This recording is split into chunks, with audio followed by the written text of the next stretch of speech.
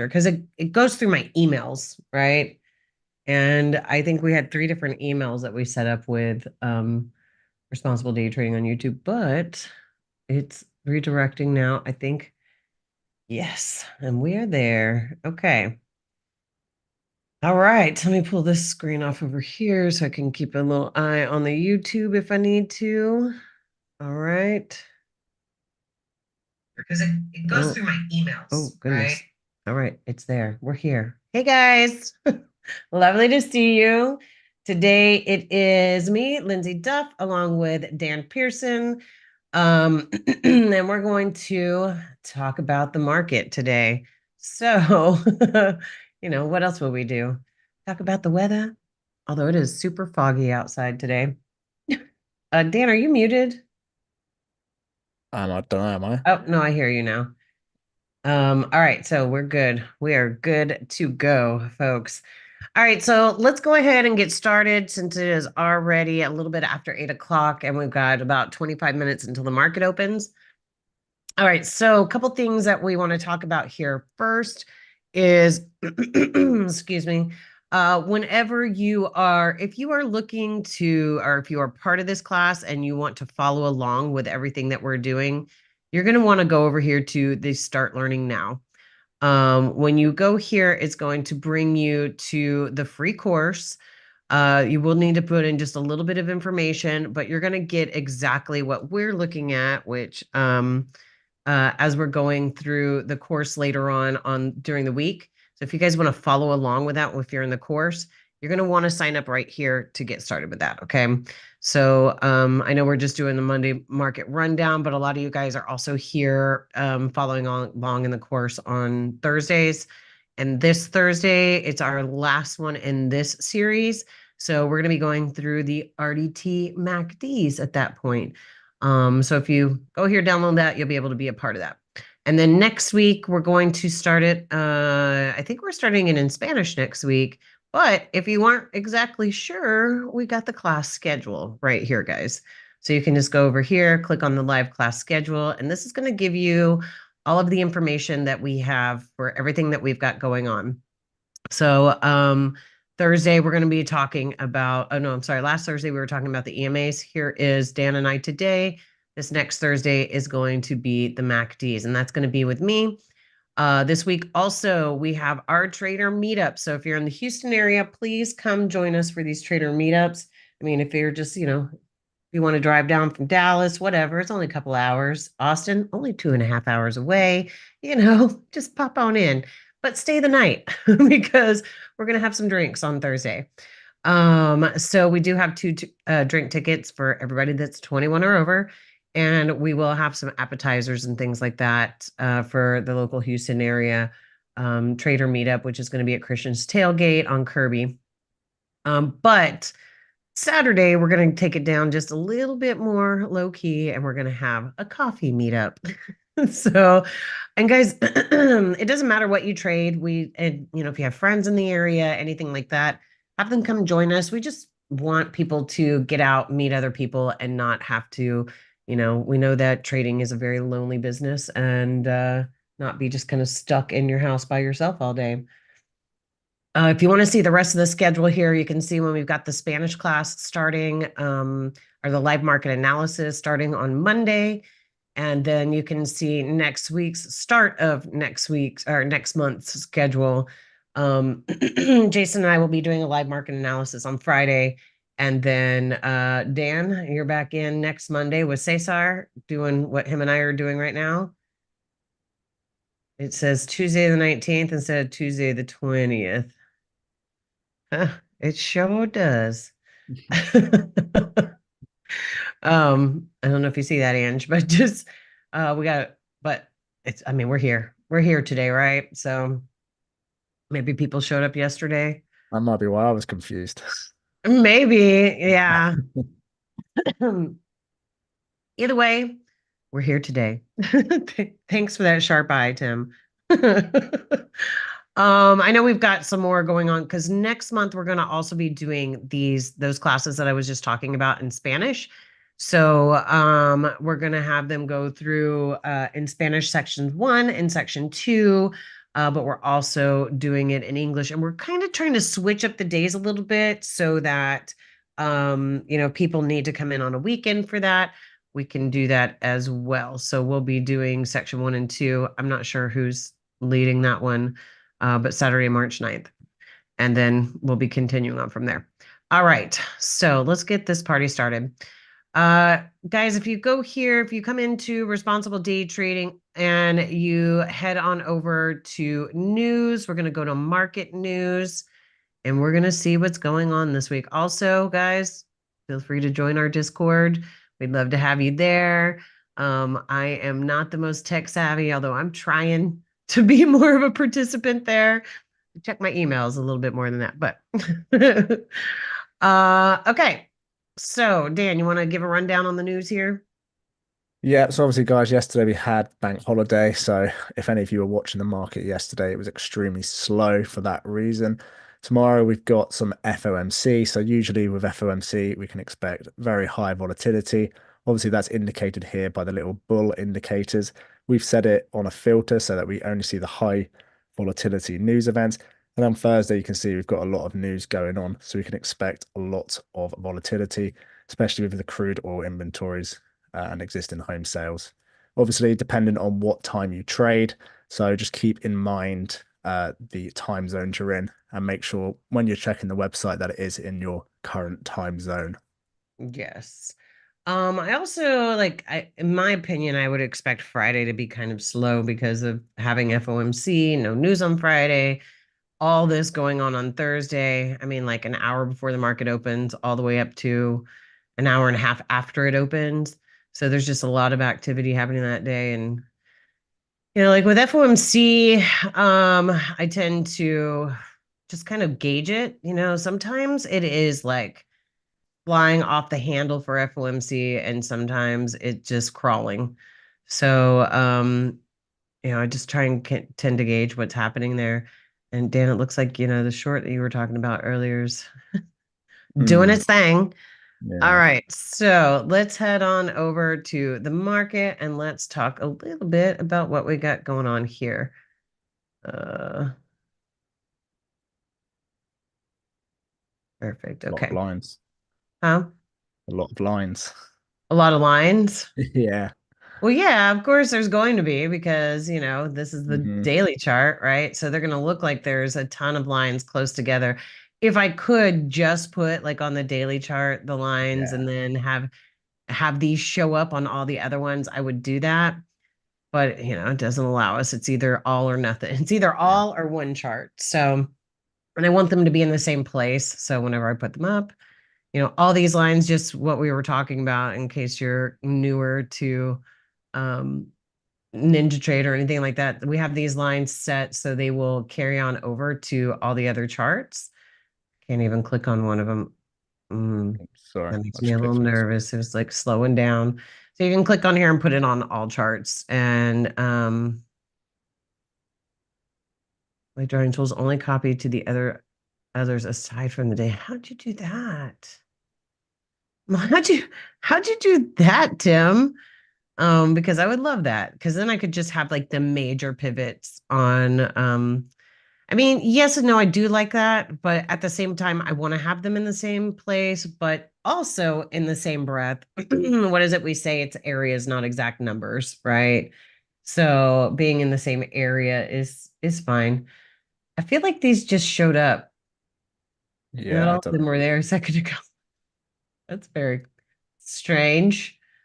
Oh, but whatever. I had those. That's what I was talking about. Like, I had some extra lines showing up in the bottom earlier, and I deleted them. And so now these are areas that I had talked about heavier. And that's what I would do is I would have just mainly like these big ones set on there instead of having all of them in the way here on the daily chart. Okay, so coming back to the daily chart, guys, this yellow line, and I don't know if you can see it very well. And let me actually, if I can, make this one just a little bit thicker so it's easier to see. Let's go with a 5. There we go.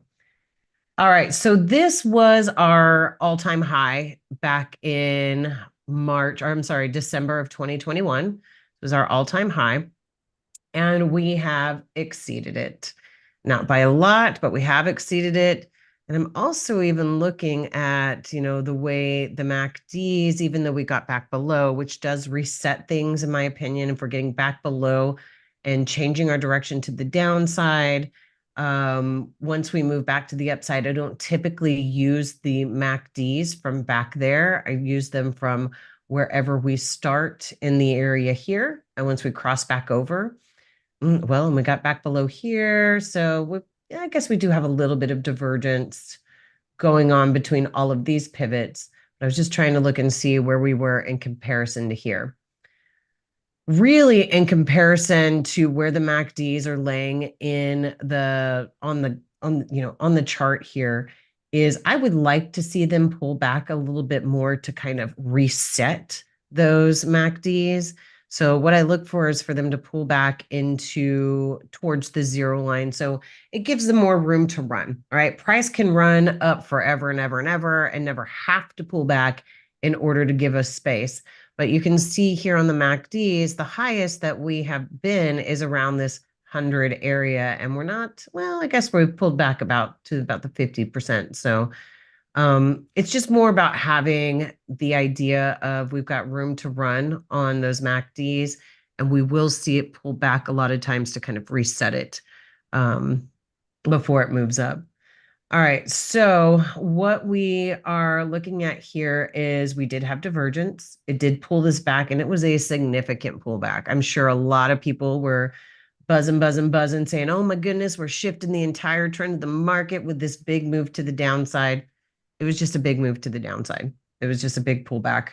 And it's pulled back up towards that all-time high that we now have. And it hasn't exceeded that.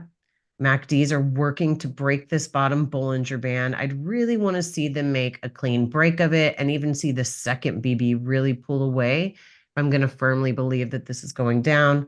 I'm also going to want to exceed this area right here. I'm going to want to get back below this pivot. I have got something in my eye. I'm going to have to get back below this pivot to in order to really think that, hey, we might get back towards these EMAs. But what were we talking about with those EMAs earlier, Dan? Well, strong and open to the upside. So we've been Yeah. very bullish with a lot of strong moves and also some grindy action in between.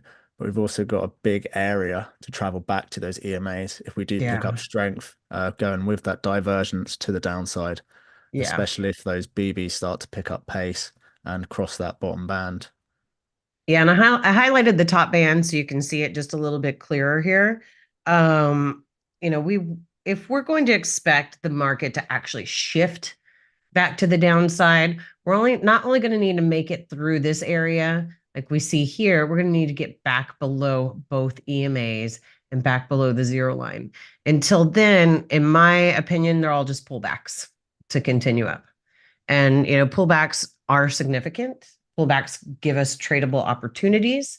So, pullbacks are great, but they're also limited. So we have to pay attention to how much space it has to run to the next area. Like I'm really going to want to need to break it back below here first if I'm going to expect it to even attempt to get back down to this EMA.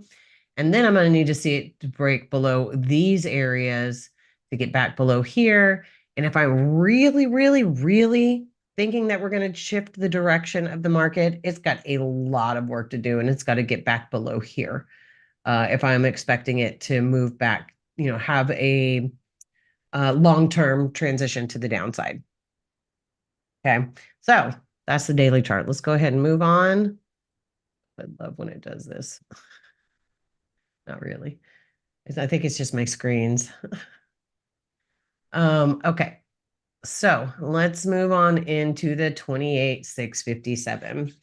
So Dan and I were talking about just a while ago about the shift in direction.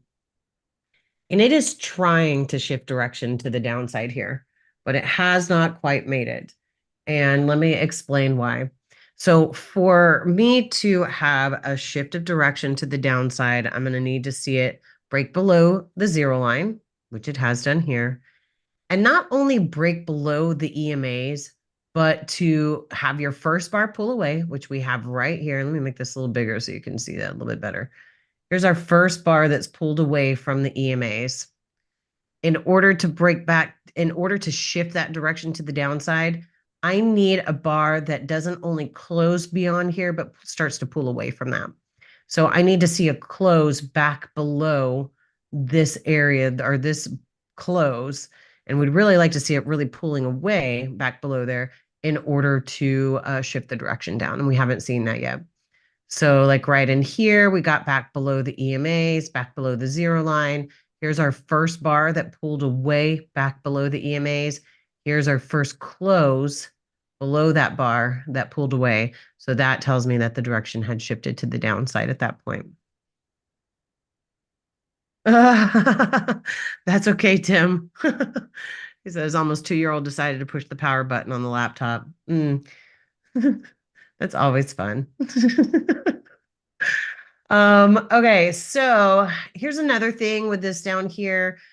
We are starting to get lighter color BBs. We haven't really just pulled away from here. And we've shifted below and above and below these EMAs. So it's hard for me to use these EMAs as areas for the push down whenever we've been above and below and above and below them.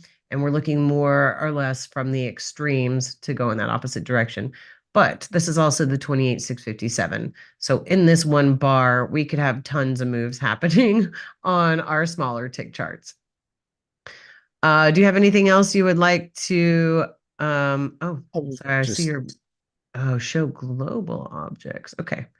I Show can't global see it. Yeah. I was just going to say the bodies of the previous 4 or 5 of the bars, very long wicks. So you can see we're almost into a bit of side. You request remote control. There you go. I was All just right, go saying the ahead. bodies of all these previous bars here has got very long wicks. So it's almost Yes. showing us that sideways action. It's almost a bit of indecision. And like you said, because we haven't fully changed the direction, or I suppose this bar here, potentially at the close. But like you said, I'm just interested in this previous flag reversal bar as well Yeah. to see whether there would be any more upwards potential. But for the moment, just based on this chart, I'd want to see a bit more confirmation with regards to the direction, which would require getting out of this range on this chart. Yeah. And I'm looking at the MACDs, really trying to get the information from them. Like, should we expect this to push down more? Mm, And we had a nice strong move. We had a pullback that happened here, very weak pullback. That was the anticipations to push down more. take the mouse. Oh, sorry. Yes, thank you. Strong move, weak pullback, the anticipations to push down from here. And you can see how much this area of that original high from December of 2021. You can see that it was used as areas of resistance after we got back below it. So we were pulling back into it, area up, area up.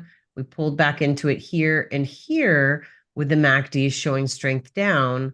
So I'm sorry, with a very weak retracement showing more down. So it did give us into, we did have a really good idea that it was going to push down in that direction. I don't know how that happened. I don't know if you can see that on my screen, but now I'm just waiting for it to go away. Hit What? exit. I can't see anything. Oh, I've got it's like there we go. It was for my screen, like trying to change the settings of the screen. Okay, so then we picked up the strength again here in the MACDs, and it's weakening, but it is still outside. Okay. It's weakening, but it's still outside right here, which does tell me we have the potential for it to move down still. But I'm really going to need to see this pull away to make a difference, to really come down. The BBs are starting to get lighter.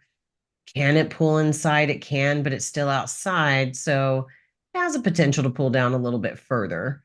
But we really want to see it close back down below here in order to really shift that direction to the downside on 28,657. Now, on the 28,657, since we are trying to shift that direction to the downside in the 28,657, we can tell 10,946 already down. 1597 direction is down. 233 direction is down, although it's gone above and below and above and below. We shifted the direction to the downside on the 10,946 right here whenever we closed below the bar that pulled away from the EMAs. So when it pulled back in here and we were seeing the crossover and we saw this major area of resistance to push down, we could anticipate more to the downside, especially with the very weak retracement that's happened in the MACDs, and all the distance to the zero line that we see right here tells us that we had more potential for down as it was pulling back into the area. So it's pushed down, we've pulled back, and it does have a very good look. Like it is really trying to push down.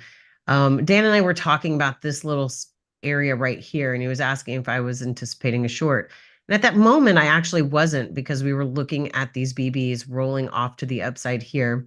But I also told him these are shorts that I would typically miss if they do happen, because I just feel like we're so stuck between this area right in here. It does have a really good look, like it's trying to push down with the weak retracement back here of the purple blue BB. And are we got 5 more minutes until the market opens. But by this point, it's definitely late to get into any moves to the downside. Why is that? Because of this little space right here that has been holding up the party, per se, right? Um, so, he asked if would I be looking for a short. I could see the potential for a short here because that would have been right in here when it pulled back, right, Dan? Mhm. Yep. Yeah.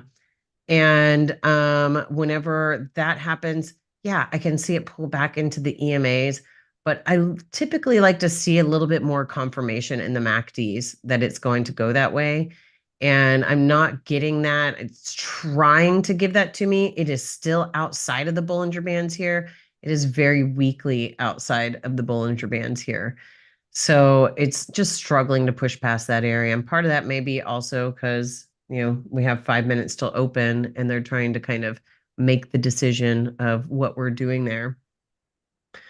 I feel like there was something you wanted to add, and I've just been talking this whole time. I'm sorry, Dan. I can't really remember, but I was just thinking, when market does open, if we do get a Mm. good bit of volatility, it wouldn't surprise me if it pushed on down, especially with the way the 10946 is trying to roll Yeah, I mean, I would not be downside. surprised either. And we can see the MACDs are really trying to show that separation right in here. Um, it's not there yet, but it's trying really hard to show that separation. And it's done the reset that I was talking about on the daily chart, pulled back in to the zero line, and it's trying to push off of there to give us room, right? So would you personally then feel more comfortable, say for example, these 1597 BB start picking up a little bit, then taking a short, or would you then, what would be your ideal kind of situation? Ugh, I'm still a little uncomfortable with it because of this particular bar right in here, which Hmm. is that nice long reversal bar that says to pull back. So I still feel like we're still kind of stuck right in here. It is definitely a look to a push down. It pulled off of the EMAs here and here and pushed down. It came back into the EMAs right in these areas, and it's definitely got the look for that move to the downside. But I feel like we're just kind of stuck in this area right in here. I mean, you can even see, um, right in here is another 10 points at least from this one here. So you can see how it's pulled back down to this area several times. But with the strength of the EMAs, if they stay strong to the downside, and we've got EMAs opening up here and they're trying to open up here, there's a lot that could tell us more down. Very, very weak pullbacks of the BBs right in here. It's just a place that's uncomfortable for me, particularly because of we're right at this area that held it up a few times right in here. And MACDs are leading much, much higher than the last time we were there. I've said before, I like to see what the second BB does when we cross over.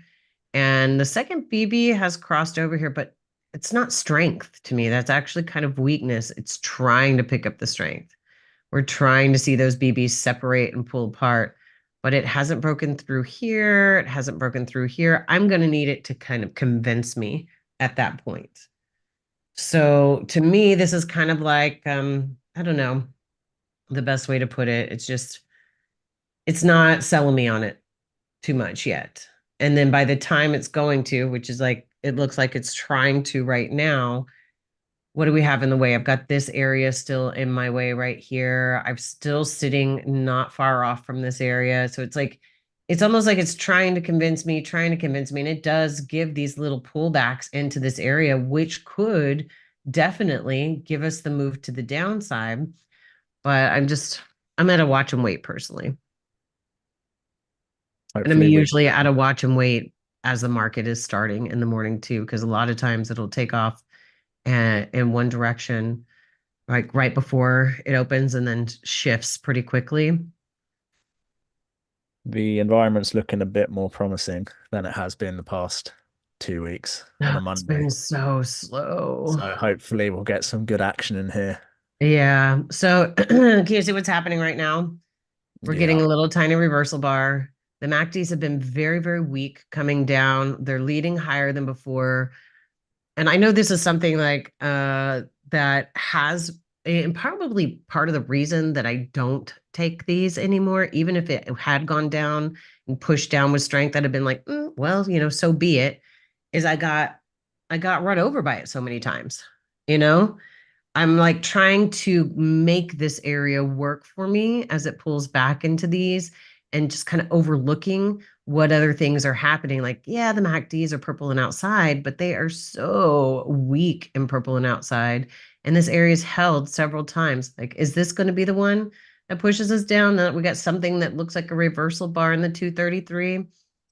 I'm not falling for it just yet. If it goes, that's cool. So you've become more patient with age. Thanks, Dan. Thanks, youngin.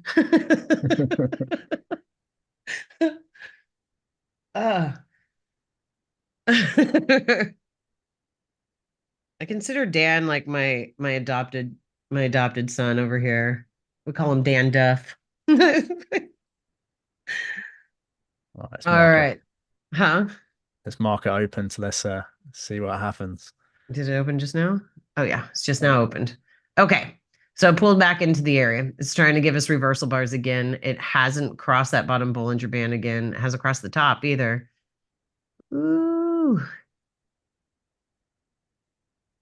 But yeah, honestly, that's the reason I don't take those anymore because it just doesn't have what it needs to move in that direction. And there's too much holding up the party right down in here. Hmm. So remember, Dan and I got together right before this and we were talking about, with it, what was it? This one, it was this one. It was being above and below and above and below. And was it this one? Maybe, I'm not sure. But I was talking about how I would be looking for the extreme for the move back up after coming. Yeah, it was here. We were Mhm. below and then above and then below. And so I'm looking for that extreme to kind of move it back up after all of these times that we've gotten above and above and below the EMAs. You also said you'd have been more interested in the long at the time, which Yes. is looking more probable now or Yes. playing out now. Yeah, there's like I'm more interested in the long to get back towards the EMAs or back up towards.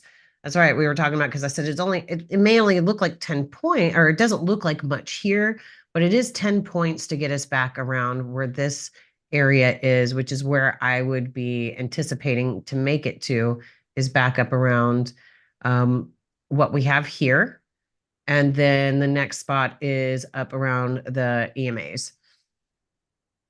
And so here we have it giving a good push back up.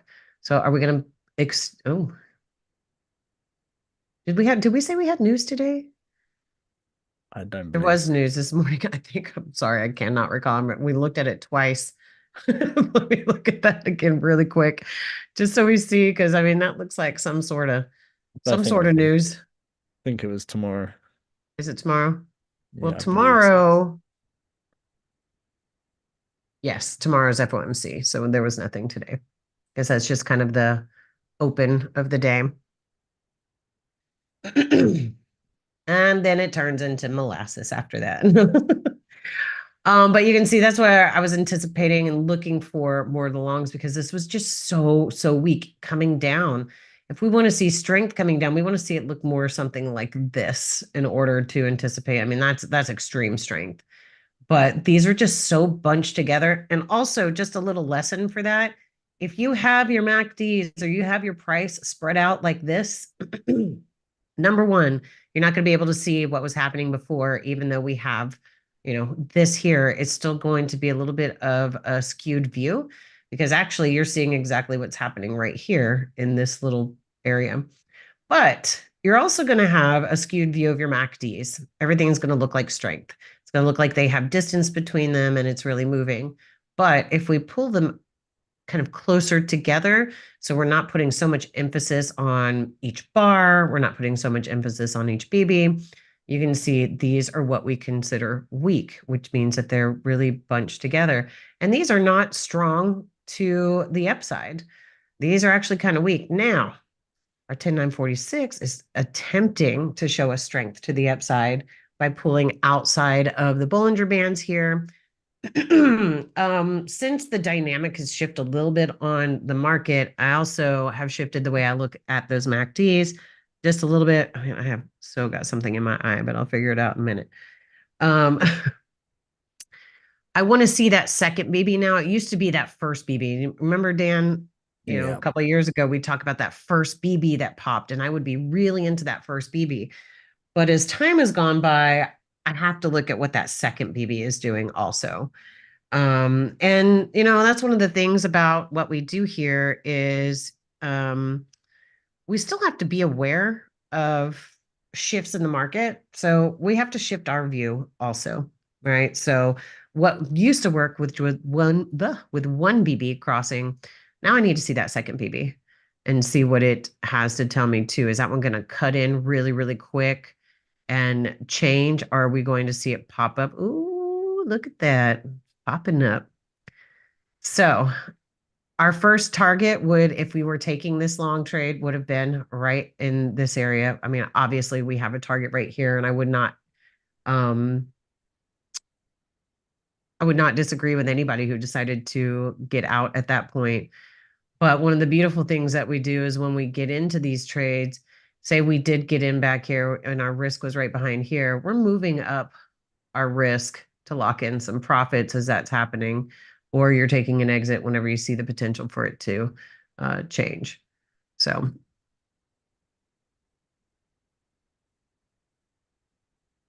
Is it worth us taking a look at the other chart combination? oh, yes. So we were going to take a little look at the 4181 and the 610 because I do have a lot of students who are using both of these. Some of them are using the 4181 610 combo. Some are using the 10946 233 combo. Sometimes the 10946 is too big of an area for people to cover. So we saw that, yeah, we saw it pull back into the area and it's starting to open up. We've got a lot of strength to the downside on the 4181. What this does when you move from the 10946 to the 4181 combos is it kind of pulls everything in just a little bit more. So you have just a closer range to look at, especially when the market is moving very slow. It's a good idea to kind of ditch the 10946 for a while because the way that these bars are so long, or when they bunch together like this, you may get a little confusion on the 10946, or it kind of clears it up just a little bit more on something like the 4181. Now, if I'm looking at this is trying to really look like it's going to continue down. But what is it? We're right back into that same spot that we were just a little while ago. We have a little bit of a different look in the fact that the MACDs do have more strength to the downside on the 1597. But 4181 is struggling to move down just yet. So we're kind of in the same spot. So I'd want to see maybe a weak pullback and the ability to push down. I would still struggle right here, although I see more of a potential for it to go down now than I did before. And it's all in those MACDs. Those MACDs are showing strength to the downside. I'm looking at the 4181 MACDs though, and they are not quite where we'd want them to be. We'd want them to be opening up, showing some strength, and the ability to cross through this bottom Bollinger Band for continuation, for like longer term continuation, right? I mean, if you're just looking to make it from area to area, and we used to at one point, and some of us still do, look for 2 point targets. And that does give you the opportunity to take 2 point targets between these. But a lot of us have opened up our risk a little bit more. So when you open up your risk a little bit more, you need to have a deeper target. All right. So those MACDs, look at them.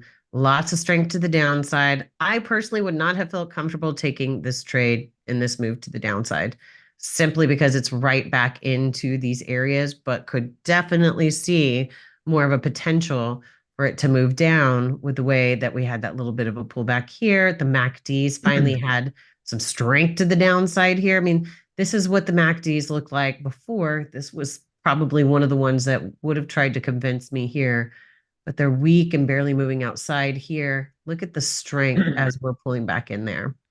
I could imagine Liddy probably caught one of those pullbacks. Oh, I'm She's sure Lydia's very done good such a at great those. job. Yeah. Yeah. Lydia is one of our students out of France. And I've been working really closely with her on all her trades. And it just like she is doing amazing. All right. See, now we're getting down to that bottom Bollinger Band and we're getting back into the next area that could create a bounce right in here. But actually, I'm going to pull it back to the 10946 and the 233. Ooh, what you think, Dan? I wouldn't surprise you if we keep on pushing, but currently on the 10946, those BBs pushing down. We've got retracement divergence at the moment. Click on the chart so you can show where you're talking about.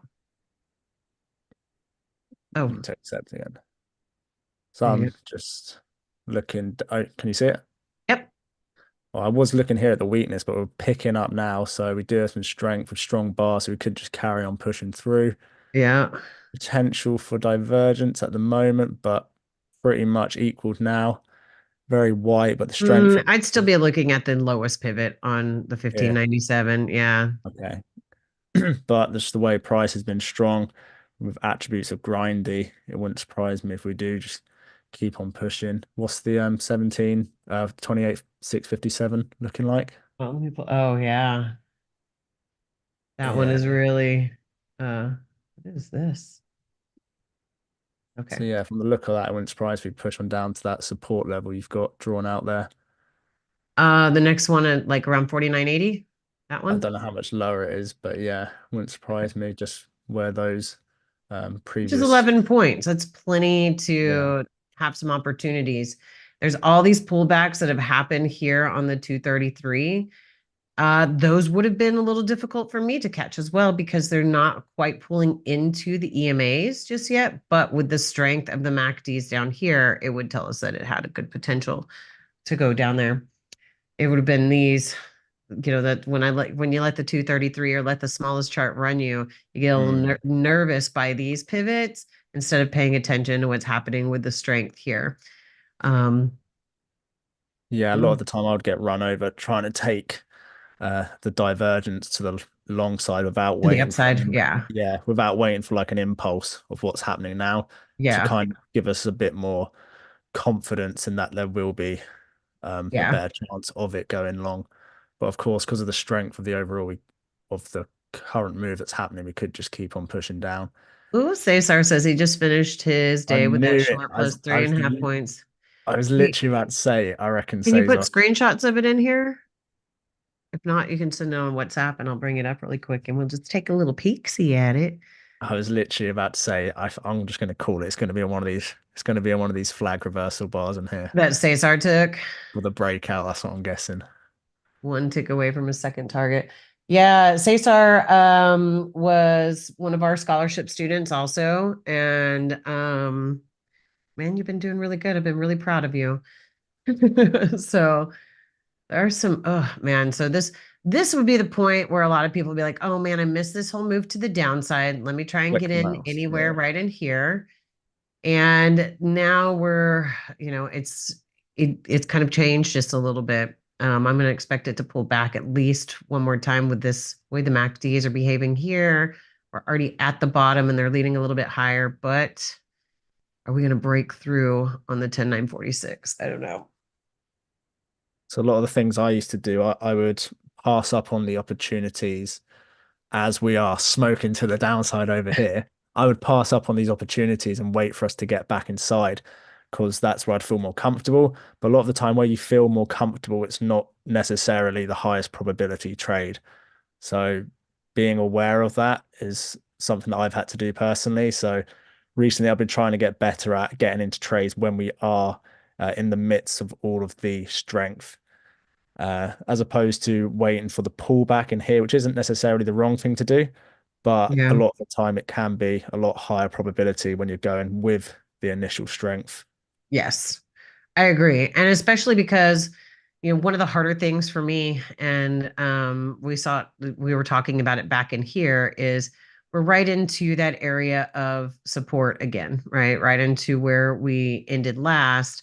And the MACDs aren't giving, a lot of um what's the word? A lot of confidence that it's going to go down right then. The way that it's kind of rolled inside and pulling back up, but it may just pull back up to this top Bollinger Band and roll down. We are still outside on the 10946, but once again, it's that second BB that I look for. And that second BB, we can see what's happening, is starting to roll back up in there. So it's like trying to get in at the bottom of the move and use these little bits that are happening right in here to make it happen, and those little bits just aren't good enough. On the 233, I think a lot of times we'll get sucked into what the 233 is doing right here and say, oh, well, I've missed this whole move. Let's try and go ahead and make that happen. And then end up getting run over when it pulls back again, and then possibly even goes down with this little bit of a reversal bar still at the top Bollinger Band. We're going to see if this is going to roll down from here.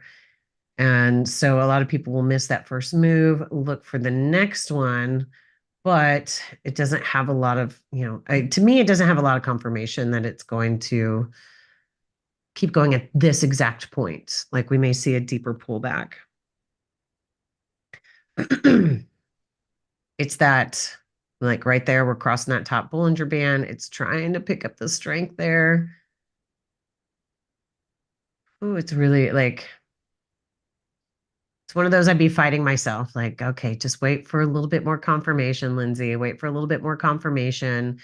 And as I'm waiting for that little bit more confirmation, a lot of times it will take off. And I am one of the things that I've had to become very okay with is missing a move, because if I miss a move, what I used to do is just try so hard to catch up with it before and try so hard to just get in anywhere at that point. So I've become okay with missing a move and just waiting for the next one to happen.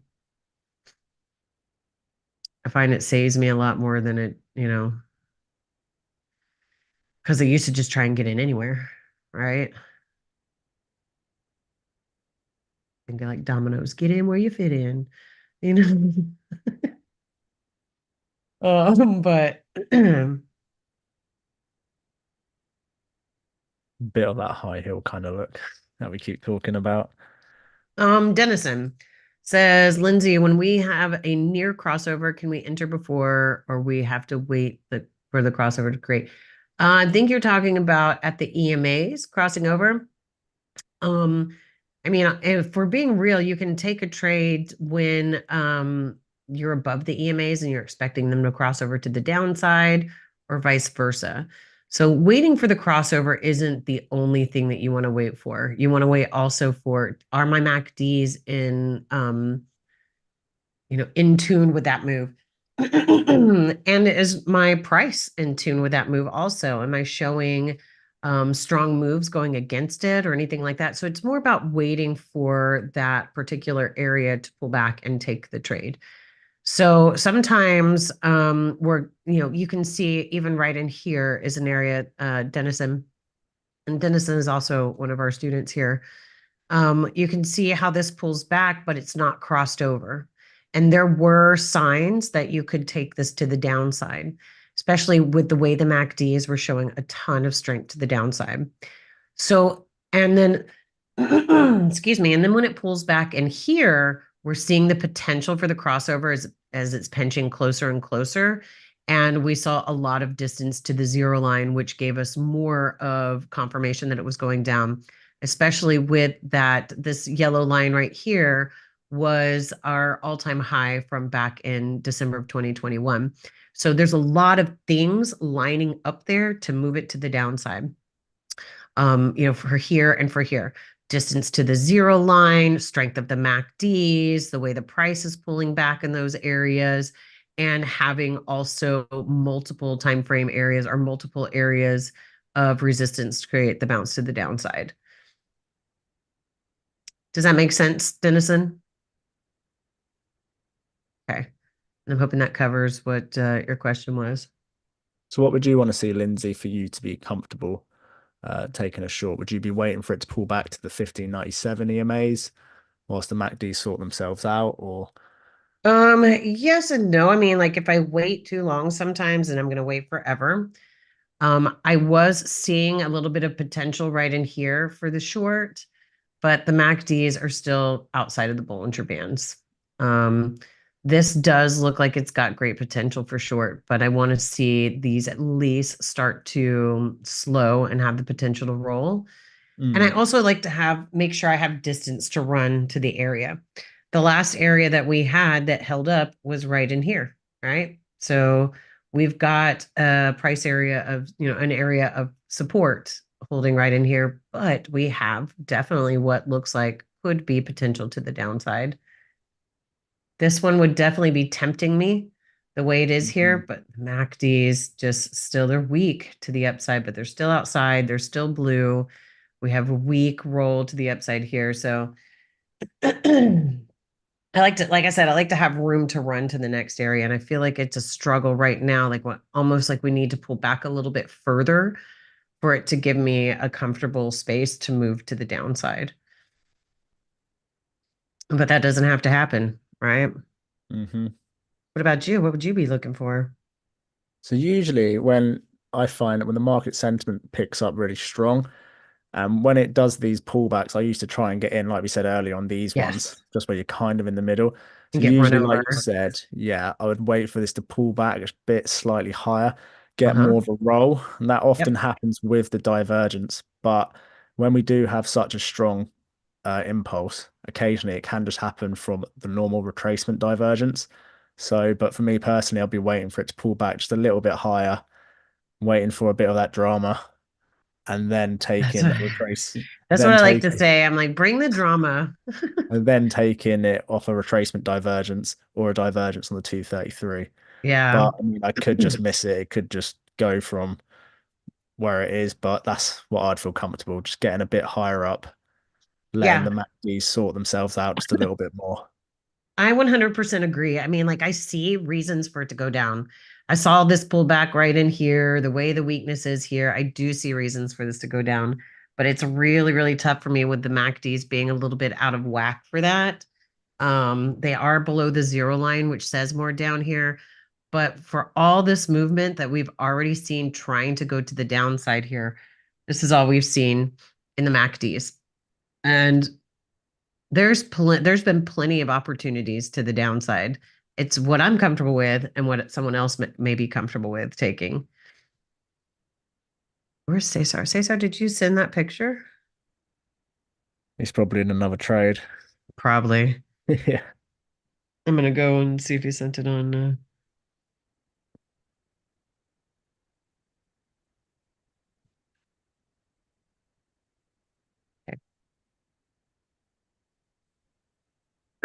And so, don't get me wrong, there are great opportunities that happen to the downside here.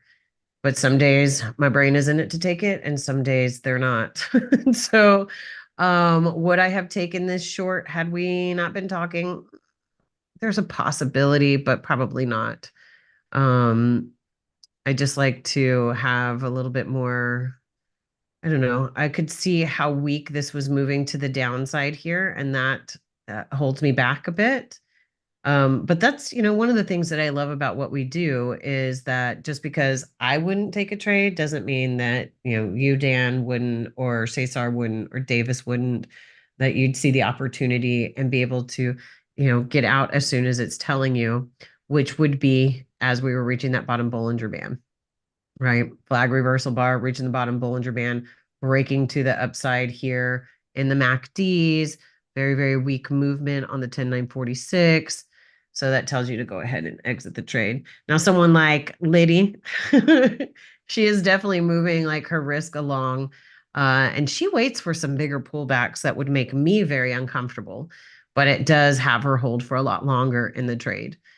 Like, to me, if I assume that it's going to give me a big pullback, then why not exit and get back in and get your double the points if you're convinced it's going to move to that direction. Okay, we've got about 5 more minutes before we shut it down. Has anybody got any questions? Does everything seem fairly clear to everybody so far? The way that we look at this? I mean, obviously, we look at this, and it takes a while to put everything together in the manner of understanding that what we're paying attention to on the 1597, and we need to pay attention to what's happening on the 10946, and we need to pay attention to what's happening on the 233. Paying attention to all of those really make a big difference, because and it's a skill. It's kind of like, I like to think of it like driving. When you first start driving, you are terrified and you're looking at exactly what's going on directly in front of you and nothing else. And now I'm driving on the freeway, I'm paying attention to cars, 500 yards in front of me, so I can see if people are hitting their brakes early and if I need to pay attention to that kind of thing, right? And so you can pay attention to what's happening around you. Tim, you're not trained during these hours due to baby duty, but it's nice to see you guys go through life. And you know what? Honestly, for the most part, I don't typically trade open. If I do get time, it's usually in the afternoon. I love the afternoons, like an hour before close. Um, and part of the reason I don't trade open is I like to let it kind of work itself out. What are you smiling like that for, Dan? It's that old age again, isn't it? Shush your face. She likes the slow action these days. I like it when it slowed down just a little bit, okay? Yeah. Um, and like I said, one of the great things is like I'll see people, and honestly, it may be a bit of a selfish thing for me working through trades with students, because number one, it reminds me to stay within the rules when I'm working on trades with students. But it also opens my mind to, like, yes, I'm seeing this other student taking these trades over and over again, and it's working, and I can understand why it's working, and building my own confidence and taking things that I might not normally take. And that's a great thing about the Discord is you can learn from everyone else's trades. So for me personally, when I was seeing Davies and Cesar, they were taking a lot more divergence trades than me. I was taking more pullback trades. Yeah. And as of recently, my divergence trades are actually better than my pullback trades. So just Yeah. learning from everyone else's mistakes, it's just a it's a great feature that you should really be incorporating into your learning time. Dennison asked me, what's your recommendation about the watching the charts? For example, 70% watching 1597, 20% 610 and 4180, 110. Honestly, I would be lying to you if I gave you a percentage that I watched any of that. But my main focus typically tends to be the middle chart, right? The 1597. I'm paying attention to what the strength and the weakness is telling me on the 10946. 233, I probably give the smallest tick chart, I probably give the least attention to nowadays. I used to give it the most attention and it got me run over so often. But I give the least attention to the smallest chart until I'm ready for a setup or until I'm ready for a trade. So I'm looking at where the areas are in the 10946. And, if I'm being very honest, I do find myself checking my 28,657 every little bit and seeing what happens there. So, we did shift the direction to the downside as we pulled away from these areas, but we can see the weakness that's happening here and can see the potential. This is where I was talking about taking from end to end whenever you're going above and below the EMAs. There's a lot of room to run back down, right back up to the larger EMAs. So it's not particularly a percentage of each one. Um, I find that keeping our focus on the 1597 is, or, our trading chart, whichever chart you choose to have in the middle.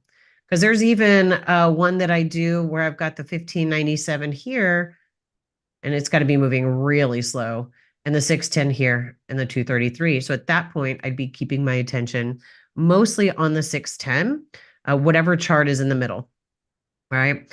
So I have my 1597 in the middle, and I say, okay, well, I have the potential as it's pulled back in here for maybe a short. But what's happening with my MACDs? They were staying strong up. Then I go over and look at the 10946. What's happening with the MACDs there? Well, they were weak moving to the downside. We can see we were really struggling to make new lows. And this is something that we also see kind of as retracement divergence. This price pushed down really, really hard, and the MACDs just barely moved. Price to push down really, really hard, MACDs barely moved. So whenever I'm looking at these kind of things, I have to say, okay, now we've got a potential reversal bar here on the 1597. Are the MACDs lining up for that? Does my 10946 line up for that? Does my 233 give me an area where I can put my risk and be at a place where I don't expect it to come back and touch it? So it's a dance definitely between all of them. But I say in the long run, it's typically the middle chart, whatever one I have as my middle chart that I'm using as my trading chart, right? Which may sound confusing because I'm looking to take the lower risk entries on the 233. So while the 1597 is my trading chart, is my 233 giving me a space where I can, number one, get in, and number two, have my risk in the right place? So even though this may set up for me, I'll come over here and be like, oh, the risk is already too big. I'm going to have to wait for the next pullback to happen. And then I'm just go through that same thing again. I'm looking at each one and seeing which one, seeing what the potential is on it, what the opportunities I have for each of them. And I would have had a lot more my thought process behind the move to the downside happening here over right here is a little bit different, especially with the reversal bar and pulling back into the EMAs, bringing the drama. There was the drama, the pullback right there, Dan.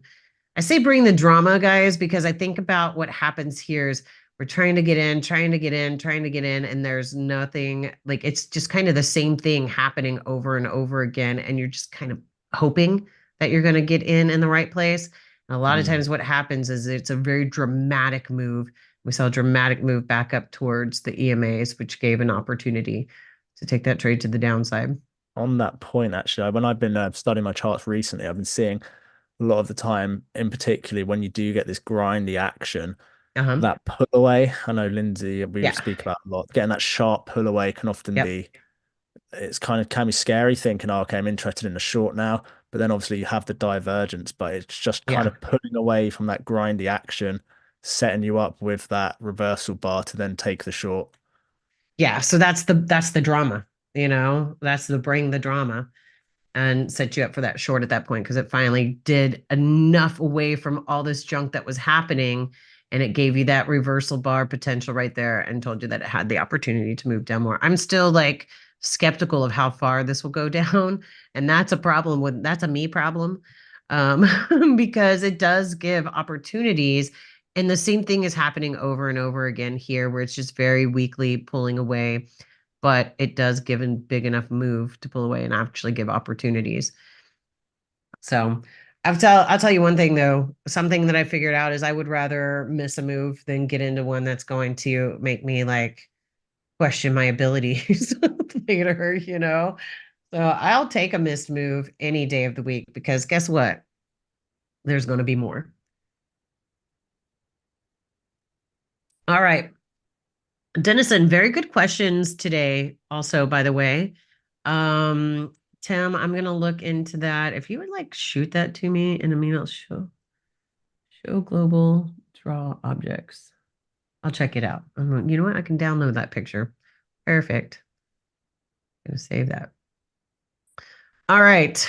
Well, guys, we're going to go ahead and wrap that up. I want to come back over here really quick and talk about the events that we have for this week and what's coming up. So if you want to know our live class schedule, no problem, Dennison. And I know I've seen your trades coming in. I know you and Jason are looking over those together. If you ever want, I can, do one week where I go through them for you and just give you, because we'll all have a little bit different feedback when we go through that, right? And I can go through your trades as well. But this week, guys, today is Thursday, the 20th. And if you look, I'm sorry, Tuesday. Thursday, we're going to have the live class going over the MACDs. If you haven't already signed up for that class, let me come back here really quick. If you haven't already signed up for that, you're going to want to go here to start learning now. And you'll get the free class, which will have you through the first 4 sections of our curriculum. So you'll learn about chart basics, patterns, and the small and larger picture. Last week, we went through understanding EMAs. And this week, we are going to the RDT MACDs, which is, to me, like one of the most important parts of the puzzle, one of the most important pieces of the puzzle. They all play their part, but I don't think I could trade without the MACDs. And let's go back to the class schedule so we just get a little more information here. So come in and learn about the MACDs. Like I said, if you want the free course, you can get that there. If you wanted to have the MACDs and everything that we have, I think it's under here under getting started. It's the Ninja Trader course. So you would want to go here and purchase the Ninja Trader course. And that will have the platform fundamentals, which goes through how to set up your charts, how to have your workspaces, and it will also include the MACDs and the EMAs. So all of that's in there. Also coming up this week, and Cesar will be here. He's coming on Wednesday from Mexico. I look forward to having you here, Cesar. We can see that Thursday we are going to have a happy hour meetup. It's going to be at Christian's Tailgate in Houston. And we are going to give 2 drink tickets. Now, if you're under 21 and you decide to show up, we'll give you 2, Coca-Cola drink tickets. You want an iced tea? Okay, sure. But you can eat up on the appetizers if you like. And then for Saturday, this is for those who would rather not be at a place with alcohol. Oh, come join us, Tim. We would love it. Um, at a place you'd rather not be with alcohol. So we're doing Embito Coffee, which is out here in Sugarland, which is where Angelina and I live, and we'll have coffee and pastries. Guys, it does not matter what you trade. Okay. It doesn't matter what you trade. You can join us because it's just about getting traders together. Okay. So also next week, and Dennison said you already finished the Spanish course. Awesome. We're actually working on redoing the videos at the bottom, putting it together, and those as well. That's going to take a little bit of time because those are long videos. So we're going to remake them in English, and then we'll pass them over to the guys to remake those in Spanish for you. But for now, we're here for any questions that you have. But with someone like you in mind, Dennison, we are going to have Davis and Cesar. Oh, thank you. He says, congratulations. Very good. The Spanish course. Appreciate it, Dennison. I love hearing that feedback because, I think you may be one of the first ones, second, third person to go through our Spanish course. But they're going to do the live market analysis this next Monday in Spanish. So what Dan and I are doing here now, Davis and Cesar will be doing in Spanish next Monday. And then next month, we have Jason and I on Friday doing a live market analysis. It's the way that he has a little bit of a busy schedule. So we're going to do it on Friday. And next Monday, Dan and Cesar are going to be doing the live market analysis. And then we're going to have classes in Spanish. So Dennison, if you want to come and join those classes in Spanish, more than welcome. But we're going to start those on the 7th. And we're going to be doing them also in English, but we're trying to play around with the days so more people can make it. So we're going to do that one on Saturday. And I'm not sure who's teaching that one, but I'm pretty sure it's not me. So I think live market analysis with Dan will be in Spanish as well. You ready for that, Dan? Yep. See? uh, I love you guys being here. Like Dan, I love, our dynamics between all of us here as a team and seeing like the friendships that have been created through our team here. So across the globe. And one last little thing, guys, don't forget to join our Discord. You can just go here and join the Discord. I've actually never clicked on that, so I don't know what comes up. Um, but you can go there and join the Discord. A lot of people will be putting their trades in there, like Dan and Cesar and Davis and Tim. You've been putting your trades in there as well. So it's nice to see what other students are doing. Um, And we and just encourage losing trades as well. Not just Absolutely. the Please put in your losing yeah. trades because that's where you're going to learn the most. Hmm. Okay. And I know it's the hardest. It's the hardest to do. And like really, it's so hard to put in those losing trades and have people look at them, but that is where your growth comes from because we're able to look at those and go, okay, what mistakes are you making over again or what assumptions are you creating over and over again and how can we help you shift that view? So, yeah. Okay, well, that's going to wrap it up. If nobody has any questions, we're going to go ahead and call it a day. So thank you guys for being here. And no problem, Tim. Thank you for being here. And oh, thank you, Dennis. And he says very clear and direct for the Spanish course. I mean, honestly, it should be exactly the same as the English course, but my Spanish is not so bueno. So I'm just depending on my Spanish speakers to tell me that it's the same. So, all right, guys, have a great day, and we will see y'all in a couple days. We'll see y'all Cheers, Thursday guys. Take for care. the live class. What's that, Dan? I just said cheers, guys. Take care. We'll see you on Oh, the profitable side. yeah. Catch you on the profitable side. All right, guys. Bye.